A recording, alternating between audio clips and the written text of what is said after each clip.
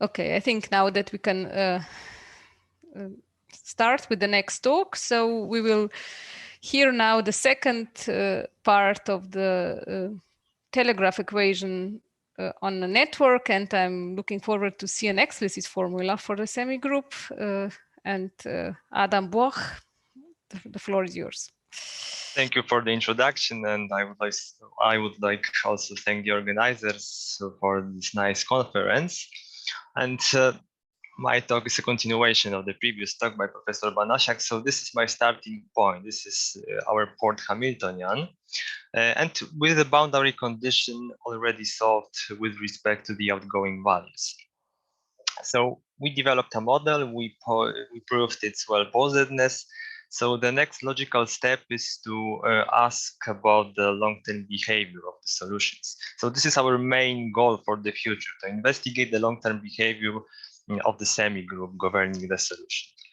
And there are basically two ways to do it. The first way is, of course, spectral theory, which is a very beautiful and powerful theory. But it is as beautiful and powerful as it is difficult. So maybe there is another way. And yes, there is. The other way is to try to find an explicit formula for the semigroup and make some more or less direct calculations. Of course, finding an explicit formula usually is very hard or even impossible. But as the title of my talk suggests, in our case, it is possible. But before that, since our hyperbolic problem is in some sense similar to the transport problem, so let me shortly review what has already been done on the asymptotics of the transport equation. So here we have a problem describing transport on a network satisfying standard Kirchhoff's law. And this problem basically covers the case of a finite network as well as the case of an infinite but locally finite network. The coefficients phi minus and phi plus in the boundary condition comes from the respectively the outgoing and incoming incidence matrices of the underlying graph, and the coefficients omega ij are weights redistributing the material into a particular edges in the vertices, and they of course sum up to 1. So let us denote by T of T the semigroup solving the transport problem in the case of a finite network, and then we have a theorem which was proved by Marietta Kramer and Esther Chicolia in 2005. And the theorem says that there exists a decomposition of the space L1 into two closed and invariant subspaces, such that on one of these subspaces the semigroup extends to a bounded group, and on the other it is uniformly exponentially stable. If in addition we assume that the underlying graph is strongly connected, then the semigroup on the first subspace is also periodic. And this theorem is in fact true under some weaker conditions on the transport velocities, not necessarily equal to 1. And the proof is based purely on the spectral theory. Okay, then we have another paper in which the author has showed that the boundary condition can be equivalently written using only one matrix. And this matrix has, of course, some special structure related to the underlying network, but it is not important here. The important fact is that using this matrix B, we can explicitly write down our semigroup. Very nice formula. Just shift and some jumps caused by the boundary operator. And then we have another theorem in the same paper, quite similar to the previous one. Under some additional assumptions, there exists a decomposition of the space L1, again, into two closed and invariant subspaces, such that on one of these subspaces, the semigroup extends to a periodic group, and on the other, it is uniformly exponentially stable. And in this case, the proof is based on the spectral decomposition of the multiplication operator B induced by the boundary matrix B. So it is a step towards what we are going to do, but it still does not make use of the explicit representation of of the semigroup. And finally, we have another transport problem, slightly different from the previous one, because this time we allow for absorption or amplification of the material in the vertices. So in the boundary condition, there appear some additional coefficients, but still we can formulate the boundary condition using one matrix B. And this problem was considered in a paper from 2014 by Professor Banasiak and his former PhD student. The main part of this paper was to relate the long-term behavior of the semigroup to the structure of the underlying network, even in the more general case where the matrix B is reducible, which reflects the possibility of the underlying network to be not strongly connected, but still we can prove the long-term behavior of the semigroup from an analytic point of view without taking into considerations the underlying graph. So we have a theorem. This time, because the matrix B can be reducible, we have a few more invariant subspaces, but still there are some subspaces on which the semigroup can be extended to a periodic group, and one another subspace on which the semigroup is exponentially stable. And the most interesting part of this theorem for me is its proof, because it is based on the spectral decomposition of the boundary matrix and makes use of the explicit representation of the semigroup. So let me shortly show you how the proof looks like. So we denote by P lambda the spectral projection of the possibly generalized eigenspace corresponding to an eigenvalue lambda of the matrix B, and then by the Perron-Frobenius theory, we can write down the spectral decomposition of the matrix B. Separately, the part with eigenvalues from spectral circles of appropriate blocks in the so-called canonical form of the reducible matrix. And separately, we have the part with eigenvalues of modulus strictly smaller than 1. And in addition, by the Perron-Frobenius theory, we know that the eigenvalues from spectral circles of these blocks are simple roots of unity, and they lay symmetrically on the unit sphere. So we can write down the action of the semigroup in terms of the spectral decomposition of the boundary matrix. And then we define some subspaces of the space L1 corresponding to the eigenvalues from the spectral circles of blocks of the matrix B. And separately, there is a subspace corresponding to the eigenvalues of modulus smaller than 1. And it turns out that these are the invariant subspaces.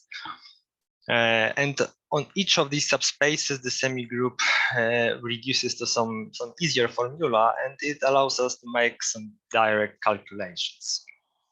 So on each of the spaces from X1 to XS, the semigroup extends to a periodic group with period not exceeding decay. Decay is the index of impermittivity of the corresponding block of the matrix B, and it follows from the form of the eigenvalues on the spectral circle and some obvious properties of the exponential function.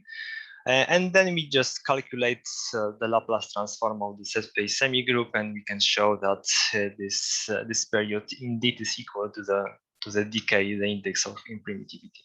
And again, on the subspace Y, the exponential stability follows by direct calculations, direct estimates, and the fact that the corresponding eigenvalues have modulus smaller than 1, so successive powers of them converge to zero. So we hope to apply some similar techniques in our case, but before doing so, we need to find the explicit formula for the semigroup.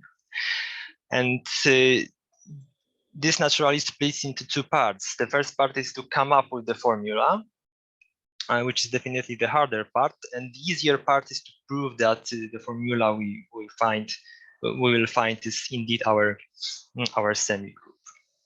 So we are going to make extensive use of the formulae for solutions to scalar transport equations. So let me briefly remind you that if we have an equation describing the transport process to the right, and then the solution is given by, roughly speaking, a translation of the initial condition for small times, and then translation of the boundary condition for larger times. And similar formula holds for the transport process to the left. Here you can observe that the boundary condition for the transport to the left is posed at x equal to 1, and it is connected to our problem, where the boundary condition for the flow from 1 to 0 is posed at x equal 1. So we can expect that for small times, our solution will be given by the simply translation of the initial condition, and then we can use this first part of the formula to write down the boundary condition. And we substitute in the first row x equals 0, in the second row x equal 1. Sorry, should be in the reverse direction. So in the first row we substitute x equal 1, and in the second row we substitute x equals 0, and then we apply the matrix B to obtain the boundary condition. And we can somehow extract the functions defining the boundary condition, treating this boundary condition as it was the scalar case. So we can write down the functions phi and var phi, which are analogs of these functions defining the boundary conditions in the scalar case. And what can we do next? We simply use them to write the further part of the solution exactly like it was the scalar case. And we can repeat this procedure then. So we, again, in this part of the formula, we substitute in the first row x equal to 1, in the second x equal to 0. Then it reduces nicely to a simpler formula. And then again, we apply a matrix B to obtain the boundary condition. So now we have B squared, right? Because one matrix B comes from the above formula, and the second matrix B comes from the boundary condition. And again, we extract the functions defining the boundary condition, and again make use of the formulae for solutions to scalar case. And we can repeat this procedure inductively, obtaining in the nth step the following formula, which can be seen at the bottom of the slide. And of course, in each step, we also control the interval on which the particular part of the formula is valid. So it allows us to formulate the following theorem. So indeed, this formula constructed inductively is our semigroup. Of course, this inductive construction is by no means a proof that it's indeed our semigroup, but proving it is quite easy. We simply need to calculate the Laplace transform of the family T of T defined in the theorem, and then it turns out that we obtained the formula for the resolvent operator of the generator of the semigroup, and this formula is known from the generation theorem. So we should be happy that we have an explicit formula, because this is quite a rare situation. But there are some problems with this formula. The first problem is that these conditions are here for T produce different intervals. So it may happen that the first part of the formula in the upper row is given on a different interval than the formula for the function omega bar. And this is also reflected in the fact that here we need to know particular blocks of the successive powers of the matrix B. So theoretically, we can write down the spectral decomposition of the matrix B.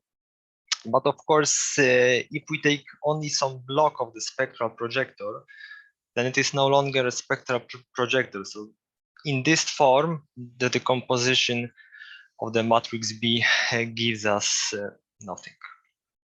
So we would like to somehow improve our formula, and the idea is to reparametrize some edges so that the structure of our original hyperbolic problem is preserved, but the flow occurs from 0 to 1 on all edges. And from the mathematical point of view, the idea is based on the simple observation that a function w satisfies the transport equation to the left if and only if the function u given by w of 1 minus x t satisfies the transport equation to the right with reflected bound initial condition from our original problem. So the reversal of the direction is done simply by reflecting the initial condition. The function defining the boundary condition does not change. The only thing that changes is the point at which it is defined, because of course for a flow the boundary condition must be posed upstream.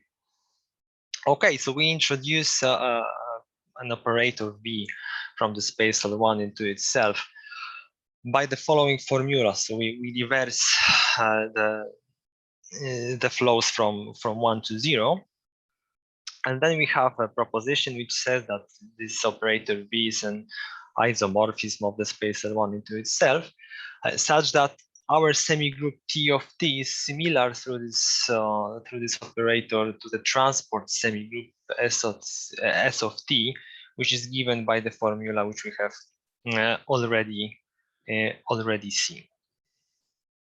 Okay, so we could think that since our semigroup is similar to the transport semigroup for which the asymptotics is well known, we could think that the behavior of our semigroup will be at least similar, or maybe even the same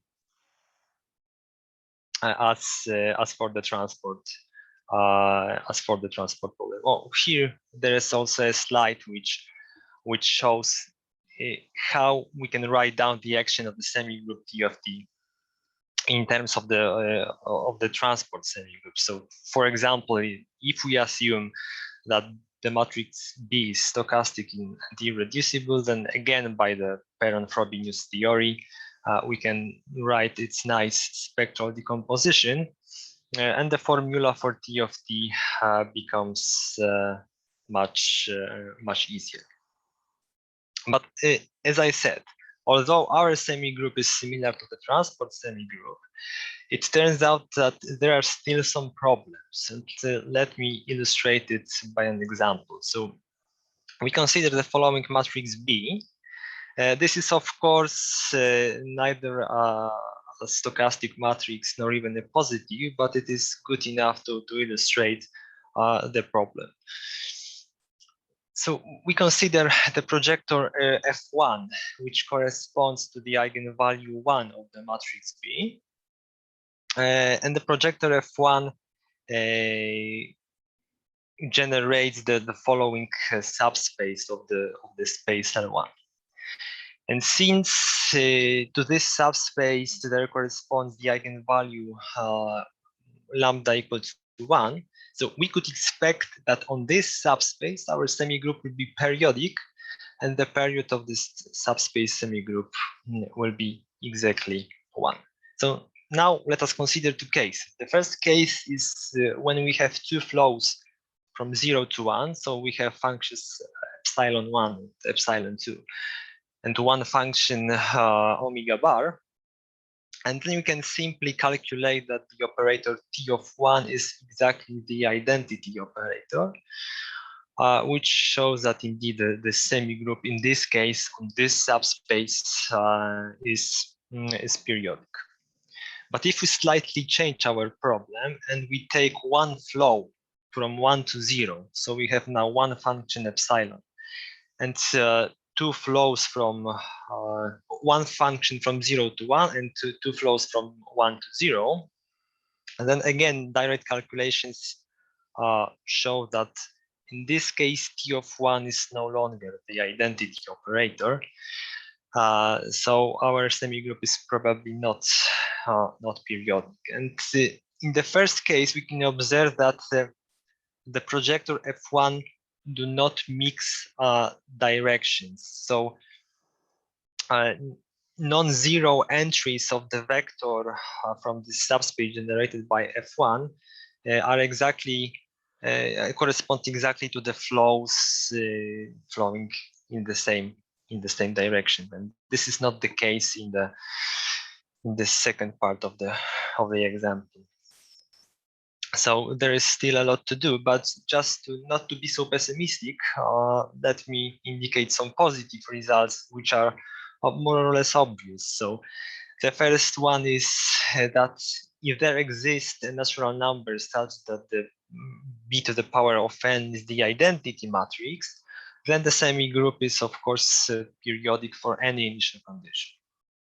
And the second positive result is that if all the eigenvalues of the matrix B have modulus strictly smaller than 1, then the semigroup is exponentially stable. And these two facts basically follow from the fact that for the transport semigroup, the operator T of 1 is equal to the multiplication operator induced by the boundary matrix. So we can easily show that these two properties indeed hold. And we have also some conjectures. The first one is what I have already said, that if a projector F lambda do not corresponding, of course, to a peripheral eigenvalue, does not mix directions, let's say, then on the subspace generated by this spectral projector, the subspace semigroup should be periodic.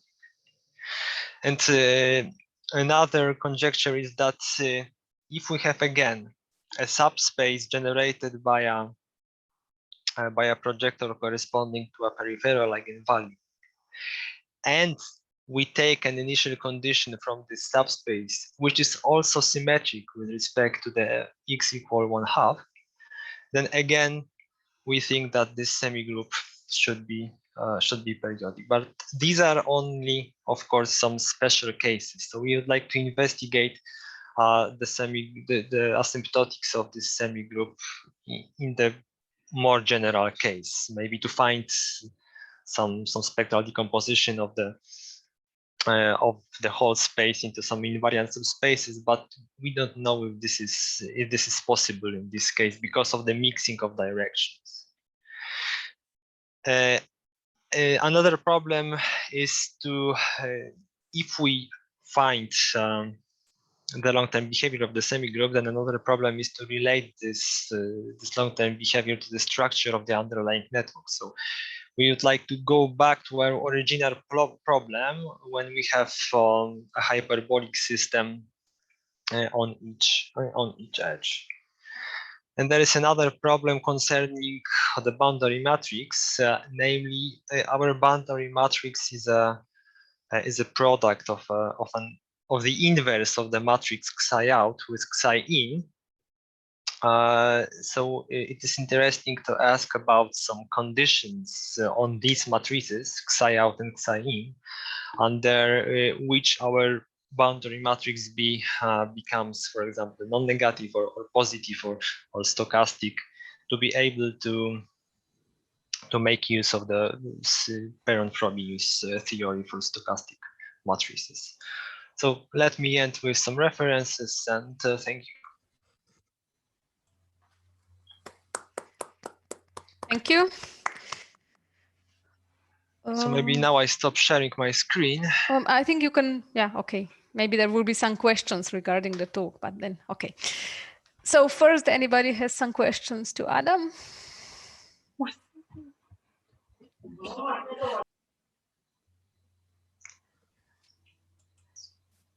If not, then maybe I have one question. I think Rainer was. No, I'm okay. Oh, no, okay, sorry, yeah. Okay. So my question was in the first part of the talk, we saw that these velocities were different, right, in each equation. And in your case, all velocities were equal to 1, right? Yes, I did it for simplicity of this talk. If the velocities on all edges are the same, then we can come up with basically the same formula for the semigroup. But of course, the intervals will be different, and there will appear this velocity c in the formula. But probably I suspect that you are going to ask about this rational dependence. Okay, this is another thing. Yeah. Okay. Okay. But first, in first step, so you have a formula also for different velocities. Non-unit, but the same on all edges. Ah, okay. Okay, but they cannot be different on unfortunately, yes. Unfortunately not. Yeah, this is complicated even for the usual transport equation, actually. I mean, I'm aware of a formula, but it's so complicated that I never really wrote it down properly. So, yeah. And my next question, yes, would be, but then, okay, then it doesn't make sense if you. I mean, in some sense, this can be done I mean, I haven't written it down, but like in this proof for LP well-posedness, that you can actually find an explicit formula on short time interval and then iterate. So in principle, it can be done. I mean, and of course, yeah. But in principle, yes. In principle, but then when you start writing down, yeah, I know. Yeah, bookkeeping. Okay, I think Esther wants to ask something. Yes, thank you. Maybe I have to admit that maybe I have missed a part of your talk, but my question is, on which spaces is valid this explicit formula? I don't remember. Do you have only LP spaces between 1 and infinity, but less than infinity, I suppose? Or is it a hope that it works also on an infinity? Then, of course, the semigroup won't be strongly continuous. So we are working in the space L1, and as the Professor Banasiak said previously, the generation theorem can be extended to LP, and we didn't think about that infinity, but because as we know, the shift semigroup in L infinity is not strongly continuous. But the formula is just a formula. It is not somehow related to the underlying space. The underlying space just tells us if the semigroup is or isn't strongly continuous. I'm not sure if this answers the question. Okay. Yes. Okay. So you say that the explicit formula is valid for any LP spaces too, not only for L1. Right. Right. Yes. And then maybe also for L infinity too. So it should be somehow. It should be valid as a. It must be, because it's algebraic. Essentially, it's algebraic calculation. So only when you are trying to link this with semigroup structure, with topology, then you run into problems. But calculations are algebraic. So there's. Okay, thank you.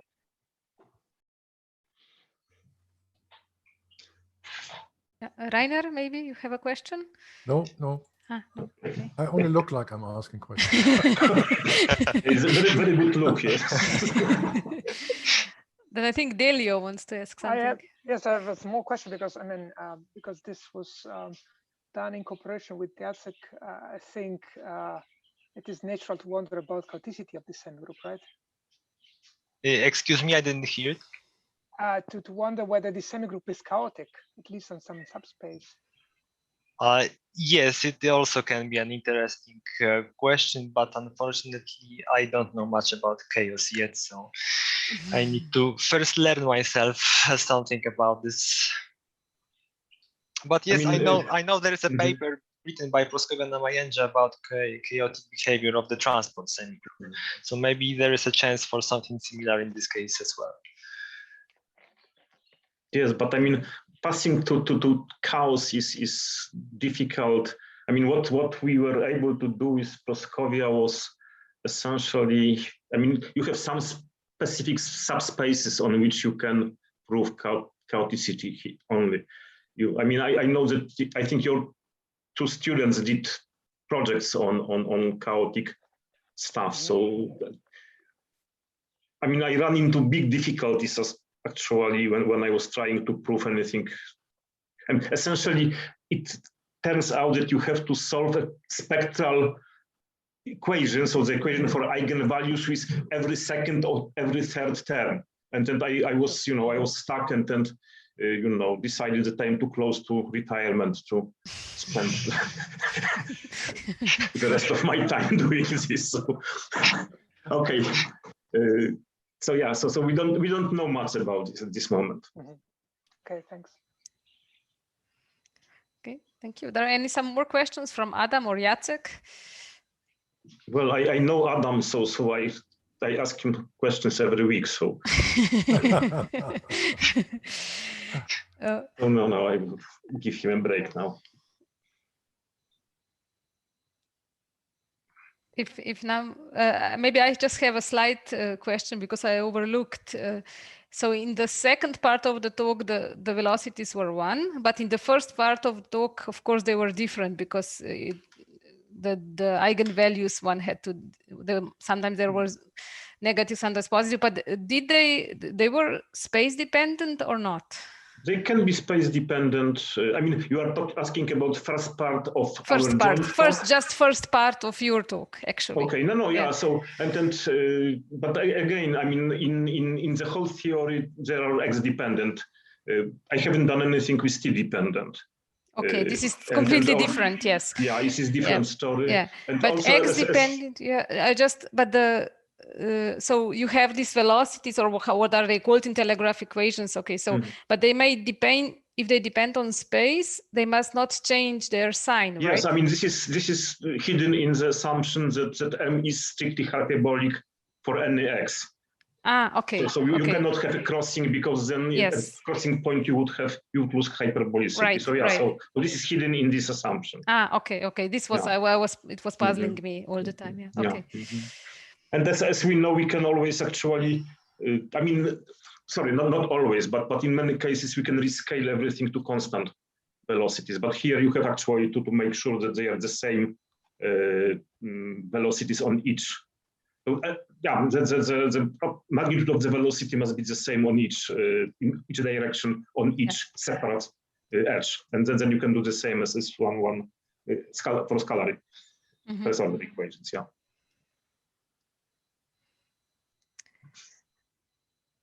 Okay, thank you.